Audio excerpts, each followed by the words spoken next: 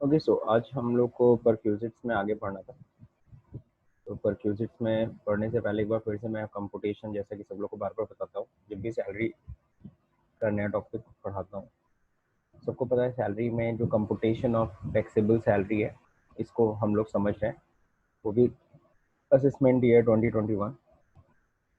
इस समय assessment year 2021 ही चल रहा है। अब अगर हम लोग बात करें सबसे पहली चीज़ क्या होती है, सबसे पहले अगर हम लोग बात करें तो बेसिक सैलरी है ना। Pension, annuity, commission, arrear of salary, advance salary, सबसे पहले ये सब दिखाते हैं।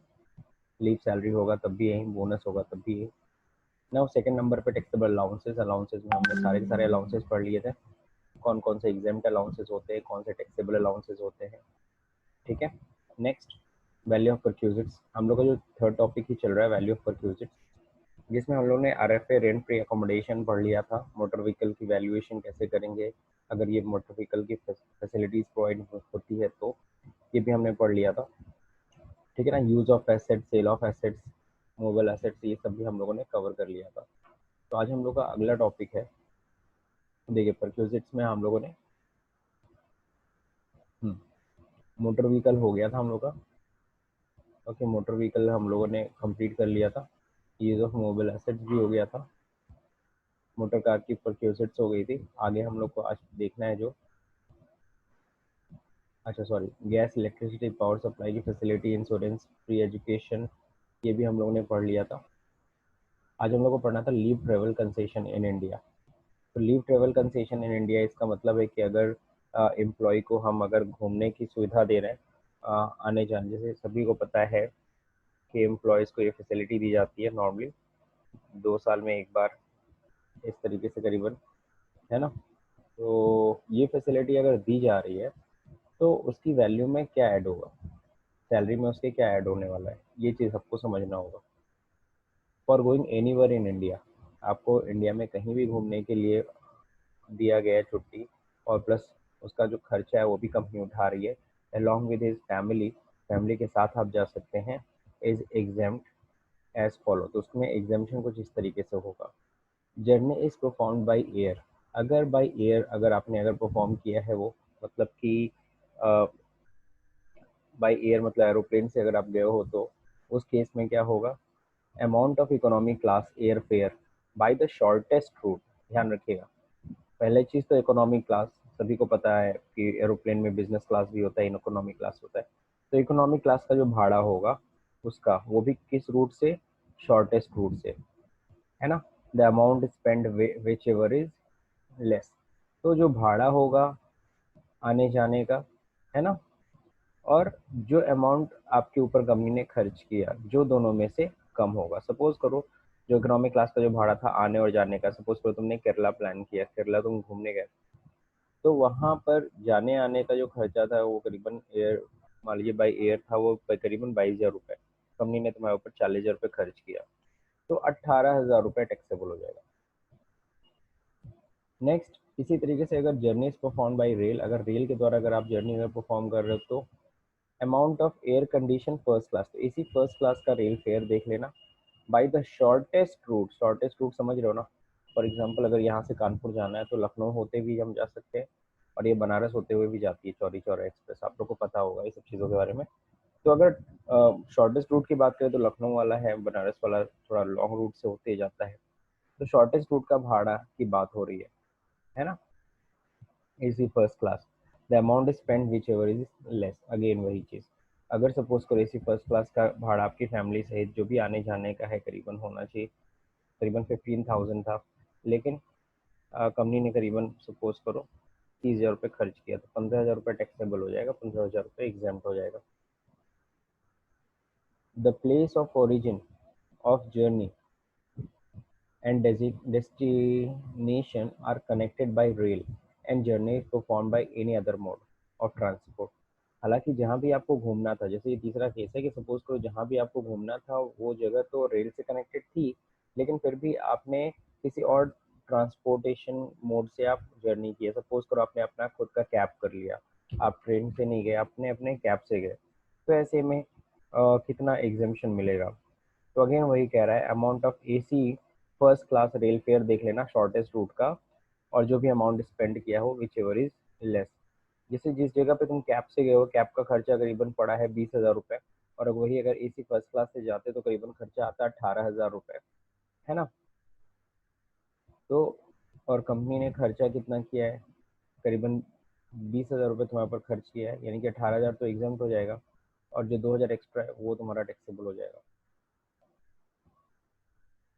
The place of origin and journey is destination is not connected by rail. अगर मान लो जहाँ भी तुम्हें घूमने जाना है वो जगह रेल से कनेक्टेड है ही नहीं, तो क्या होगा।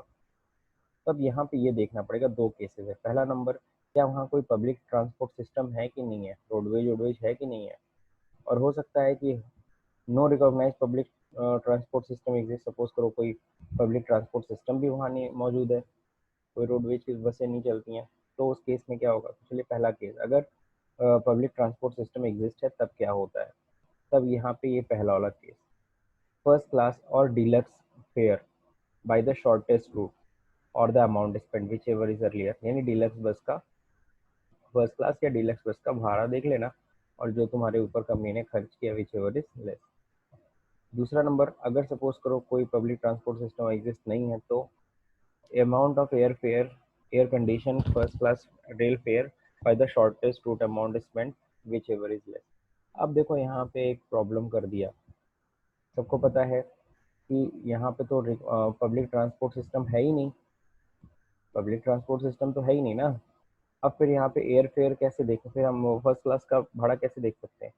तो सिंपल सा देखो, अगर हम एसी की बात करें, तो जो भी रेलवे की बात करें, रेल में जो ट्रेन में जो भाड़ा होता है ना वो किलोमीटर के हिसाब से होता है। तो आप चेक कर लो कितना किलोमीटर की जर्नी थी हमारी, उतने किलोमीटर का एसी फर्स्ट क्लास का भाड़ा देख लो, और जो कंपनी ने खर्च किया विच एवर इज लेस, वो एग्जाम्प्ट हो जाएगा। अमाउंट ऑफ एग्जामेशन में आपने इतना तो समझ ही लिया होगा कि गवर्नमेंट कंपनी आपको चाहे जो भी खर्चा दे, आपका आने जाने खाने पीने पूरी फैमिली का पूरा खर्चा उठा रहा है, कोई टेंशन नहीं है, लेकिन एग्जामेशन कितना रहेगा।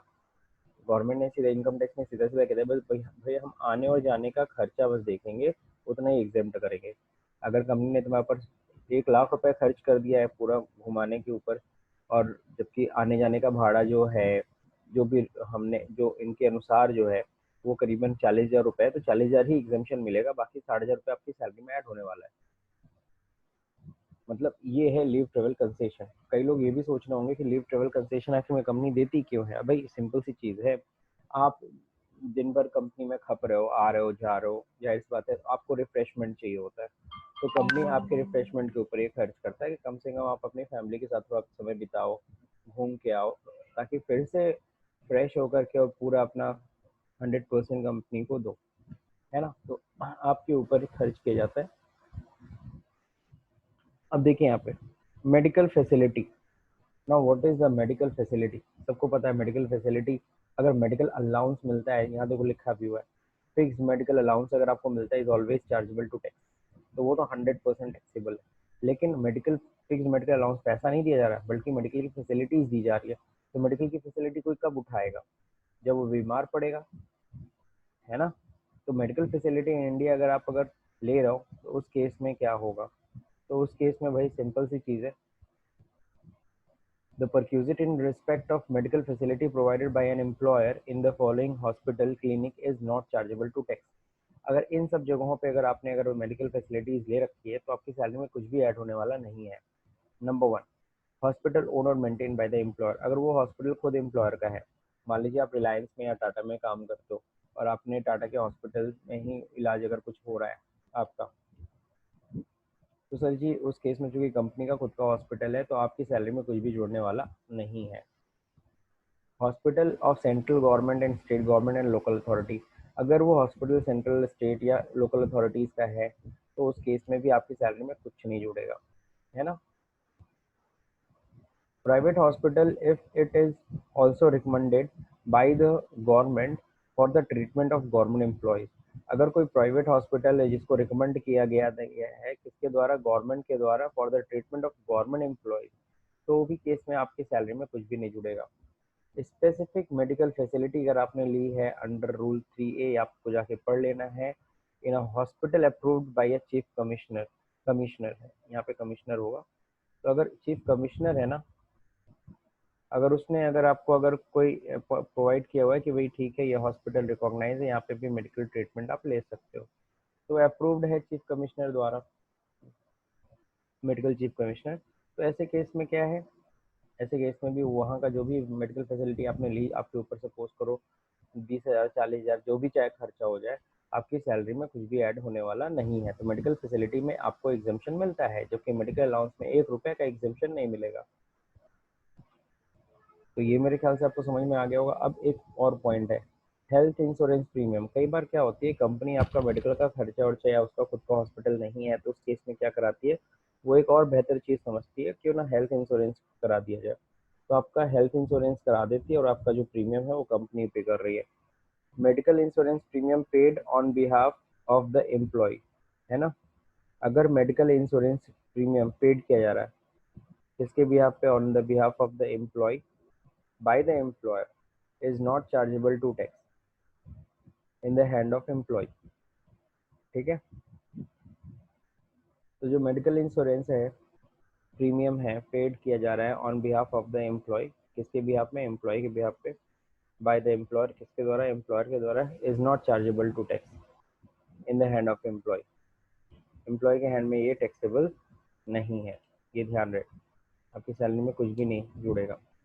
हेल्थ इंश्योरेंस प्रीमियम भी अगर आपकी कंपनी अगर पे कर रही है आपका, तब भी। Any other facility in India, any other expenditure insurance or reimbursement by the employer for providing medical facility in India is not chargeable to tax up to 15,000 in aggregate per assessment year. Fixed medical allowances if fully chargeable to tax. अगर कोई और facility अगर ले रहे हो India में, कोई भी फॉर एग्जांपल एक्सपेंडिचर इंश्योरेंस और रीइंबर्समेंट हो रहा है मेडिकल जो भी, जैसे फॉर एग्जांपल तुम्हारी कंपनी ने ये कहा था कि अगर कोई प्रॉब्लम हो आप जाके तुरंत हॉस्पिटल में इलाज करा दो और जो भी बिल उल आएगा आप उसको कंपनी को सबमिट करो, कंपनी विल रीइंबर्स, उसे रीइंबर्स कहते हैं। तो रीइंबर्स अगर हो रहा है in India, is not chargeable to tax up to 15,000, तो 15,000 रुपये तक का खर्चा अगर ऐसे केस में है ना। जैसे वो ना तो गवर्नमेंट हॉस्पिटल है ना तो प्राइवेट हॉस्पिटल है, अप्रूव्ड हॉस्पिटल है, ना चीफ कमिश्नर ने, लेकिन आपने कोई भी ऐसा हॉस्पिटल पकड़ लिया, आपने तुरंत अपने इलाज कराया, आपके ऊपर खर्च हो गया करीबन 30,000 रुपये का, 30,000 का बिल आपने कंपनी को दिया, कंपनी ने उस बिल का पेमेंट कर दिया, तो 15,000 एग्जाम्प्ट हो जाएगा, 15,000 रुपये आपकी सैलरी में ऐड हो जाएगा। नाउ नेक्स्ट है, अगला है मेडिकल फैसिलिटी आउटसाइड इंडिया। अगर कोई मेडिकल फैसिलिटी अगर तुम आउटसाइड ऑफ इंडिया अगर तुम ले रहे हो, तो any expenditure incurred by the employer और reimbursement of expenditure incurred by the employee on medical treatment of employee or any member of the family subjected to employee outside India subjected to the conditions below। अगर outside of, अभी तक तो हम लोग बात कर रहे थे किसकी, मेडिकल ट्रीटमेंट अगर इन इंडिया हो रहा है तो मेडिकल फैसिलिटी, अगर हम अपने एम्प्लॉय को मेडिकल फैसिलिटी आउटसाइड इंडिया देते तो ऐसे में टैक्सेबिलिटी कैसे होगी। तो ध्यान रखना यहाँ पे आरबीआई का रोल आ जाएगा, क्यों, क्योंकि जितने भी फॉरेन करेंसी एक्सचेंज होता है उसमें आरबीआई का इम्पोर्टेंट रोल होता है। Any expenditure incurred by the employer and or reimbursement of expenditure incurred by the employee on medical treatment of the employee and any member of the family subjected to employee outside India subject condition is given below। पहला, perquisite not chargeable to tax, कब chargeable नहीं होगा, अगर medical treatment of the employee और any member of the family such as such employee outside India.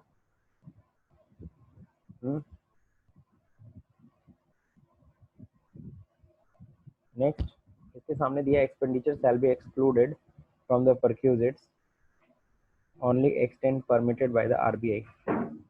अच्छा, perquisite not taxable, कब taxable नहीं होगा, ये थोड़ा सा पॉइंट लगना मेरे को अजीब सा लिख दिया। देखो ये सब, ये हेडिंग छोड़ दो, आप सिंपल सा इसको समझो। मेडिकल ट्रीटमेंट ऑफ एम्प्लॉय और any member of family of such employee outside of India. मान लो मेडिकल ट्रीटमेंट हो रहा है एम्प्लॉय का या फिर उसके घर में किसी भी मेंबर का आउटसाइड ऑफ इंडिया। दूसरा नंबर, कॉस्ट ऑन ट्रेवल, उस कंडीशन में ध्यान रखना, cost on travel of employee, employee का आने जाने का खर्चा, any member of this family his family and one attendant, है ना, एक अटेंडेंट मतलब उनके साथ जा सकता है बीमार के साथ, हु अकम्पनीज द पेशेंट, जो पेशेंट के साथ रहेगा in connection with the treatment पर। यानी एम्प्लॉय का और एम्प्लॉय के साथ एक व्यक्ति का आने जाने का खर्चा भी है ना, वो भी टैक्सेबल नहीं होगा। बात समझे? अगर मान लो एक बंदा पेशेंट है, उसके साथ दो लोग जा रहे हैं, तो सिर्फ एक ही व्यक्ति का, यानी कि एक पेशेंट का और उसके साथ एक व्यक्ति का ही सिर्फ ट्रैवल एक्सपेंसेस एग्जाम्प्ट होगा। दूसरे का अगर कंपनी दे ही रही है तो वो टैक्सेबल हो जाएगा, आपकी सैलरी में ऐड होगा पहली बार। अब कितना एक्सपेंडिचर हो एग्जाम्प्ट है ये तो तय करेगी आरबीआई। तो यहाँ पे एक छोटा सा पॉइंट आ जाता है कि परमिटेड बाय आरबीआई। तो यहाँ पे हमें अपना दिमाग लगाना ही नहीं है, हमें आरबीआई का जो परमिशन होगा, जो परमिटेड अमाउंट होगा वही एग्जाम्प्ट होगा। एक्सपेंडिचर शैल बी एक्सक्लूडेड, उस केस में आपकी सैलरी में कुछ भी नहीं जुड़ेगा। अगर आप बंदे की जो एम्प्लॉय है उसकी ग्रॉस सैलरी अगर 2 लाख रुपए से ज़्यादा नहीं है तो अगर बंदे की अगर ग्रॉस सैलरी 2 लाख से ज़्यादा नहीं है तो आपकी सैलरी में कुछ भी नहीं जुड़ने वाला है। जैसे मान लीजिए कोई फॉरेन में सपोज करिए कोई ट्रीटमेंट अगर हुआ और उसके ऊपर करीबन 5 लाख रुपए इंडियन करेंसी में खर्च हुआ, तो पहली चीज़ तो उसका जो एग्जेम्पशन अमाउंट होता है वो कौन सेट करेगा? वो आरबीआई बताएगी आपको, है ना। आरबीआई ने तय किया नहीं 4 लाख रुपए इज एग्जाम्प्ट, तो 4 लाख इज एग्जाम्प्ट, तो 1 लाख रुपए आपकी सैलरी में ऐड हो जाएगी। लेकिन जो एम्प्लॉय को ये फैसिलिटी दी जा रही है उस एम्प्लॉय की सैलरी 2 लाख से ज़्यादा है ही नहीं। तो अगर उस बंदे की सैलरी अगर 2 लाख से ज़्यादा है ही नहीं तो ऐसे केस में क्या होगा, जितना भी खर्चा हुआ, चाहे 5 लाख हो, चाहे 10 लाख हो, चाहे 20 लाख रुपए खर्च हुआ है, वो कुछ भी उसकी सैलरी में ऐड होने वाली नहीं है, क्योंकि ऑलरेडी उसकी सैलरी बहुत कम है। ठीक है, अब हम लोग हेलो। बात gift vouchers token to the employees की। ओके, तो gift voucher token of the employee की अगर हम लोग बात करते हैं तो उस केस में क्या होगा?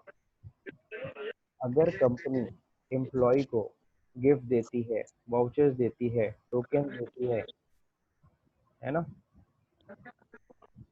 अगर, हेलो। हाँ बोलो। बस। One minute.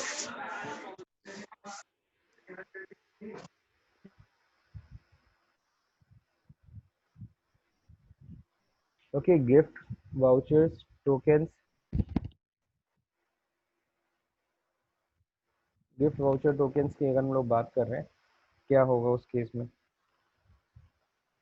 Gift voucher token to employee, अगर कंपनी अपने एम्प्लॉय को कोई भी गिफ्ट देता है, कोई भी वाउचर्स देता है, कोई भी टोकन देता है, ठीक है ना, तो चूंकि एम्प्लॉयर एम्प्लॉय को गिफ्ट दे रहा है तो इसलिए वो टैक्सेबिलिटी के दायरे में आ जाता है। लेकिन उसके लिए कुछ पॉइंट है कि गिफ्ट इन कैश, अगर को सपोज करो कैश के फॉर्म में कोई भी गिफ्ट अगर एम्प्लॉयर एम्प्लॉय को दे रहा है, या फिर कोई ऐसा गिफ्ट चेक या समथिंग रूप में या कोई वाउचर के नाम पे दे रहा है जो कन्वर्टेबल इनटू मनी है, जिसको कैश में कन्वर्ट कर सकता है एम्प्लॉय, तब तो वो फुल्ली टैक्सेबल है सर। तब उसमें 1 रुपए का एग्जाम्पशन नहीं मिलेगा, क्योंकि वो कैश के फॉर्म में दे रहा है। गवर्नमेंट ने ऐसा क्यों किया कि गवर्नमेंट को क्योंकि डर लगा कि कहीं ऐसा ना हो कि एक सैलरी गिफ्ट चेक या समथिंग के नाम पे दे और हम एग्जाम्पशन दे डालें उसको। तो गवर्नमेंट ने अपने आप को सेव किया, उसने कहा देखो एम्प्लॉयर और एम्प्लॉय को अगर कोई भी गिफ्ट अगर कैश के फॉर्म में देगा या फिर कन्वर्टेबल इनटू मनी के रूप में देगा, कैश के रूप में देगा, तो उस केस में जितना भी गिफ्ट होगा फुल्ली टैक्सेबल होगा, 1 रुपए का एग्जाम्पशन नहीं है। लेकिन अगर कंपनी अगर एम्प्लॉय को अगर कोई गिफ्ट दे रहा है up to 5,000 in aggregate per annum, पूरे साल भर में अगर 5,000 रुपए तक का गिफ्ट देता है तब वो एग्जाम्प्ट है, तब वो एग्जाम्प्ट है। लेकिन ध्यान रखिएगा वो कोई सामान होना चाहिए, वो किसी भी तरीके से कैश के फॉर्म में या कन्वर्टेबल इनटू कैश नहीं होना चाहिए। तो ये गिफ्ट वाउचर टोकन का ख्याल रखना होगा आपको कि इसमें 5,000 का एग्जाम्पशन है, लेकिन कैश के फॉर्म में होगा तो 1 रुपए का एग्जाम्पशन नहीं है, पूरा का पूरा टैक्सेबल है। अब हम लोग बात करेंगे क्रेडिट कार्ड की, ठीक है ना। तो what is the credit card? अब क्रेडिट कार्ड जरा समझते हैं। Value of purchase,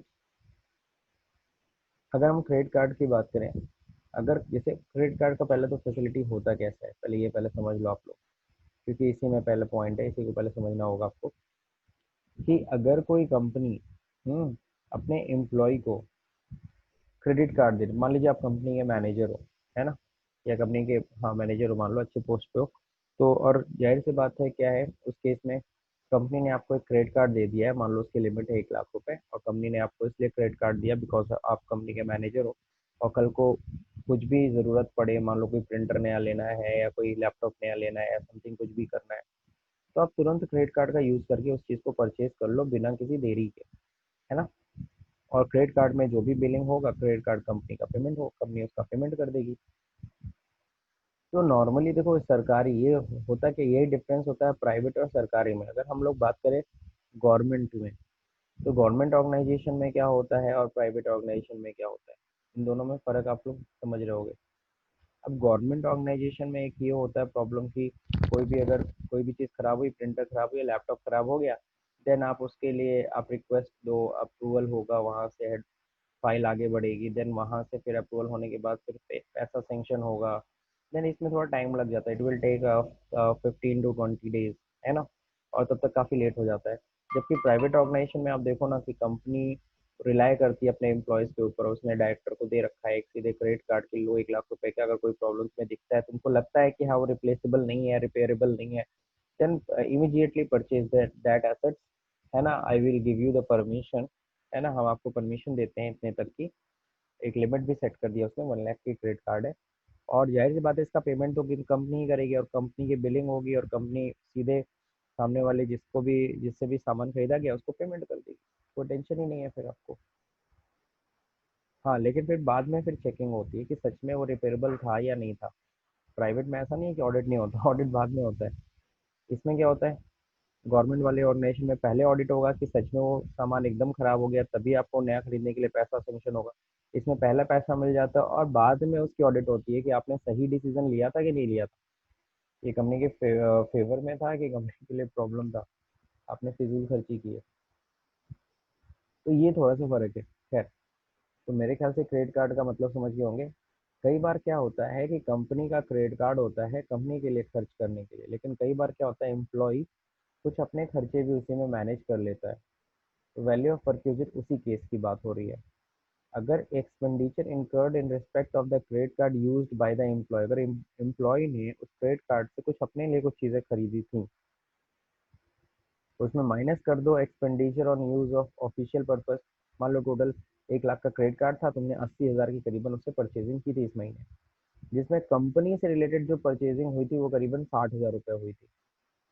an amount 20,000 रुपये तुमने अपने ऊपर खर्च किया था, अपने किसी काम के लिए, तुमने कोई सेलफोन या समथिंग कुछ लिया था उस क्रेडिट कार्ड से। तो उस केस में क्या, मान लो अगर कंपनी तुम्हारे से 15,000 रुपये रिकवर कर ले रही है, 15,000 तो 20,000 तो तुमने अपने ऊपर खर्च किया था, तो उसमें चलो 15,000 रुपये यू हैव टू पे, 5,000 रुपये तुम्हें फिर भी बच रहा है। तो 5,000 रुपये जो तुम्हारा बच रहा है ना, वही तुम्हारी परक्यूजिट है क्रेडिट कार्ड की। तो मेरे ख्याल से क्रेडिट कार्ड वाला भी पॉइंट आपको समझ में आ गया होगा। अब हम लोग बात करेंगे contribution to employees provident fund. तो ये तो भाई नया टॉपिक है, यानी अब हम वापस आते हैं कंपटीशन पे, और कंपटीशन में हम समझेंगे हमने क्या क्या चीज़ें अभी तक समझ ली हैं। तो अगर कंपटीशन अगर ख्याल रखें, तो कंपटीशन में हम लोगों ने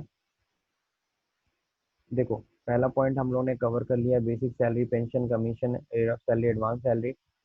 सेकेंड नंबर टैक्सेबल अलाउंसेस भी हमने कवर कर लिए। थर्ड नंबर आज हम लोगों ने वैल्यू ऑफ परक्यूजिट भी कंप्लीट कर ली।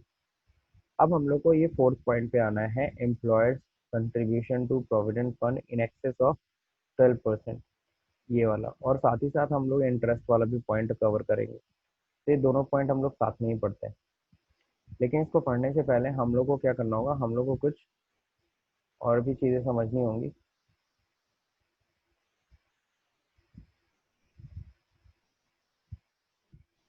चलिए देखते हैं।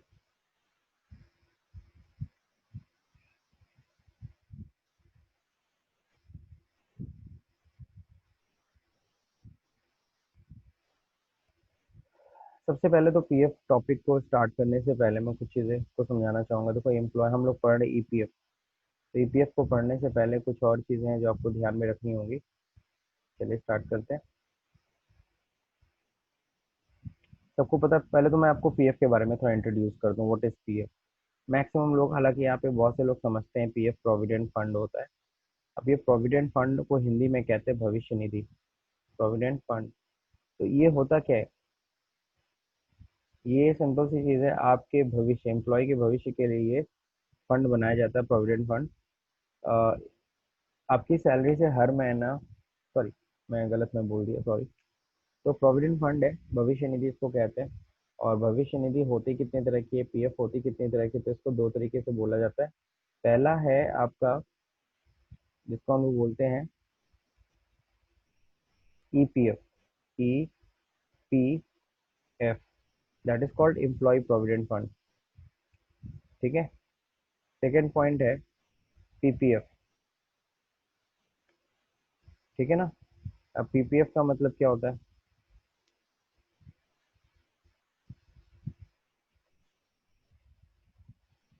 ओके, तो पीपीएफ का मतलब होता है पब्लिक प्रोविडेंट फंड। ठीक। ईपीएफ का मतलब एम्प्लॉय प्रोविडेंट फंड, पीपीएफ का मतलब पब्लिक प्रोविडेंट फंड। अब ईपीएफ किसके लिए है? ईपीएफ बनाया गया है एम्प्लॉयज के लिए। इसके लिए बनाया गया एम्प्लॉय। अगर आपको ईपीएफ में अगर कंट्रीब्यूशन करना है तो आपको किसी ऐसे ऑर्गेनाइजेशन में एम्प्लॉय बनना पड़ेगा जिस ऑर्गेनाइजेशन में पीएफ एक्ट लागू होता हो। पीपीएफ सर किसी के लिए भी है, एनी एनीबडी, है ना। कोई भी बंदा पीपीएफ में खाता खोल सकता है। आप भी, आप सब लोग भले स्टूडेंट हो, आप लोग चाहो तो अपना पीपीएफ अकाउंट भी खोल सकते हो अगर आपकी कोई इनकम आ रही है। तो पीपीएफ अकाउंट आप पोस्ट ऑफिस में जा करके आप पीपीएफ अकाउंट खोल सकते हो, किसी भी नेशनलाइज बैंक में जा करके आप पीपीएफ अकाउंट ओपन कर सकते हो। और उसमें minimum amount I think 1000 rupees होता है, आप स्टार्ट कर सकते हो जमा करना। साल भर में कम से कम 1000 रुपये, और ज़्यादा से ज़्यादा आप 1 लाख रुपए तक जमा कर सकते हो उसमें। ठीक है। तो ये तो हो गया पीपीएफ अकाउंट। अब ईपीएफ और पीपीएफ, हम लोग का पॉइंट ऑफ टॉपिक क्या है? जैसे पीपीएफ में तो कोई भी, एक बिजनेसमैन भी चाहे तो पीपीएफ में खाता खोल सकता है, कोई भी बंदा यहाँ पे पीपीएफ में खाता खोल सकता है। लेकिन ईपीएफ के लिए जाहिर सी बात है हमें किसी कंपनी में एम्प्लॉय बनना पड़ेगा, बिना एम्प्लॉय बने हम लोग पीपीएफ में खाता नहीं खोल सकते। ठीक है। मेरे ख्याल से ये पॉइंट सब लोग को समझ में आ गया होगा। अब हम लोग का पॉइंट ऑफ कंसिडरेशन आज का जो टॉपिक है वो क्या है? वो है ईपीएफ। तो चलिए ईपीएफ को समझते हैं।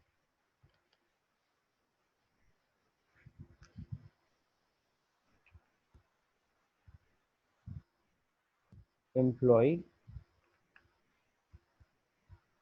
Provident fund. अब इसमें टैक्सेबिलिटी होती कैसे है, इसको जरा समझना पड़ेगा। अगर आप एम्प्लॉय प्रोविडेंट फंड समझना चाहते हैं तो पहले कुछ पॉइंट समझिए।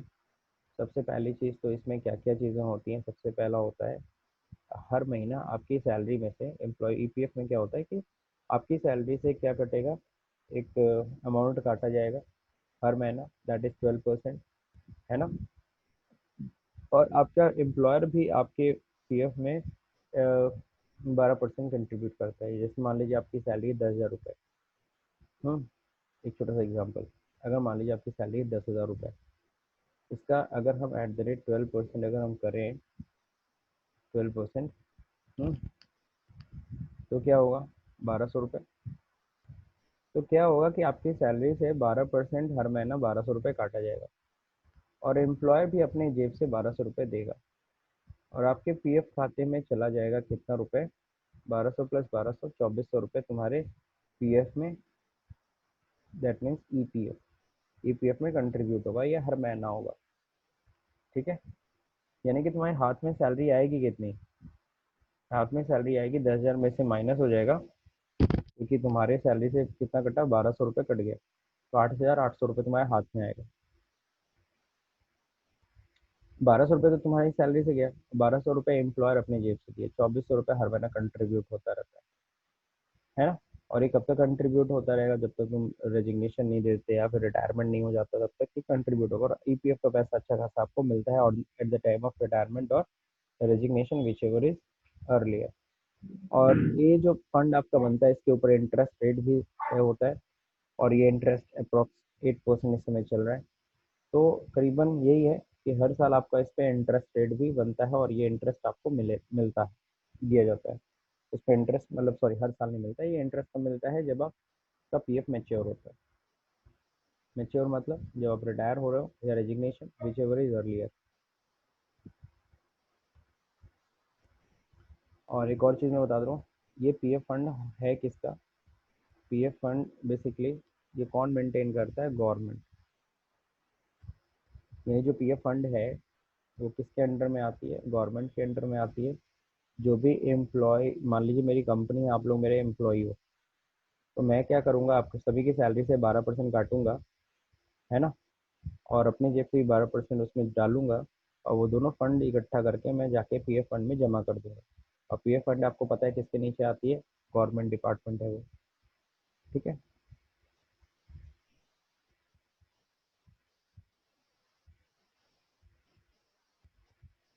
तो पीएफ के बारे में इतना काफ़ी हद तक पहुँच समझ में आ गया होगा। बाकी पीएफ के बारे में और डिटेल जानना है तो मैंने पीएफ के ऑलरेडी कई वीडियोस बना रखे हैं, चैनल पे जाके आप देख सकते हो।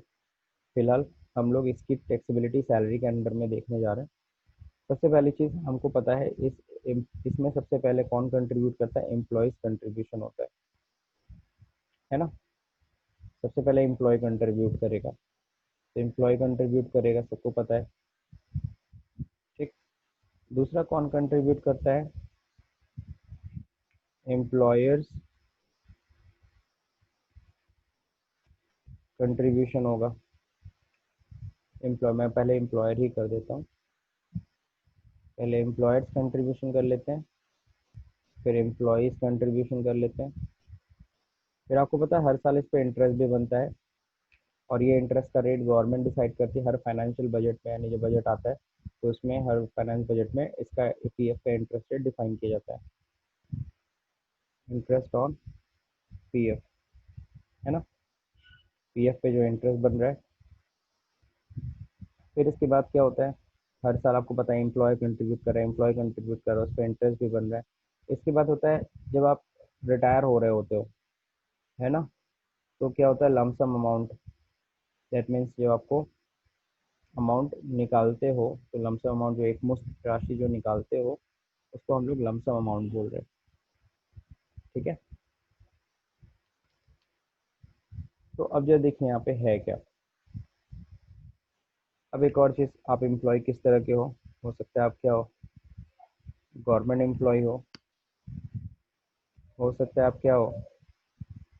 नॉन गवर्नमेंट एम्प्लॉय हो, है ना। आप किस तरह के एम्प्लॉय हो ये भी डिपेंड करता है। गवर्नमेंट एम्प्लॉय हो, नॉन गवर्नमेंट एम्प्लॉय हो, तो गवर्नमेंट नॉन गवर्नमेंट नहीं, सॉरी यहाँ मैंने थोड़ा गड़बड़ कर दिया। यहाँ पे होना चाहिए क्या? रिकॉग्नाइज्ड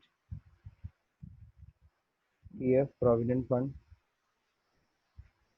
तो रिकॉग्नाइज प्रोविडेंट फंड है कि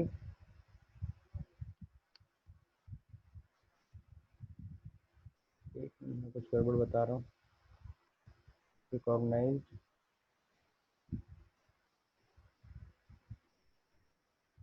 यहाँ रिकॉग्नाइज लिखना चाहिए।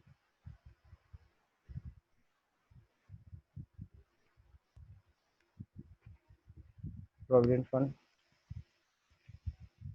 Unrecognised provident fund.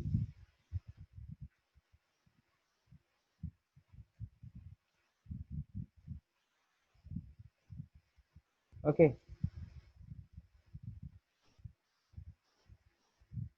Recognise provident fund हो गया, अनरिकॉग्नाइज प्रोविडेंट फंड हो गया। अब अगर इसमें अगर हम ध्यान से देखें,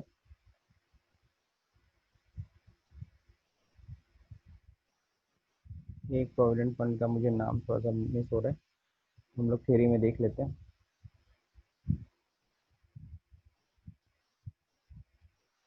recognise statutory provident fund, sorry, that one is statutory provident fund.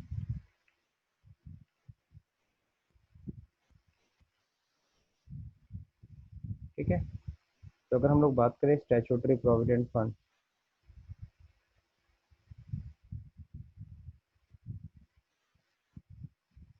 Okay, सब लोग को एक्सेल ये दिख रहा है ना, यहाँ पे लिख रहा हूँ।